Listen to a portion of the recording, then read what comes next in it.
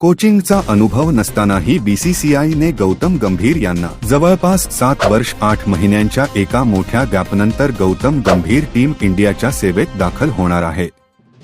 Team इंडियाचे माजी star opener Gautam गंभीर ड्रेसिंग रूममध्ये परतणार आहे। टीम इंडियाला 2 वेळा वर्ल्ड चॅम्पियन बनवण्यात गौतम गंभीर यांनी महत्त्वाची भूमिका बजावली। टीम इंडियात आता त्यांचा कोचचा रोल असणार आहे। भारतीय क्रिकेट कंट्रोल बोर्डाने गौतम गंभीर यांना टीम इंडियाच कोच म्हणून नियुक्त केलं आहे। गंभीर राहुल द्रविड यांची जागा घेणार आहे। मागच्या 1.5 महिन्यांपासून हेड कोच पदासाठी गौतम गंभीर यांच्या नावाची चर्चा होती। गंभीर IPL मध्ये सलग 3 वर्ष मेंटॉर मार्गदर्शकाच्या भूमिकेत होते। त्यांना कुठल्याही लेव्हलवर थेट कोचिंगचा अनुभव नाहीये। पण असं काय आहे की बीसीसीआयला गंभीर यांनाच कोच बनवायचं होतं, पण जिंकण्याचा आवेश, जिद्द उदाहरणाने सिद्ध करणारे फार कमी असतात। गौतम गंभीर त्या दुर्मिळ खेळाडूंपैकी एक आहे।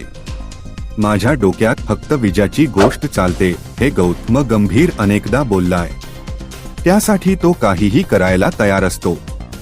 गंभीरच्या रेकॉर्डवरून ते दिसतं।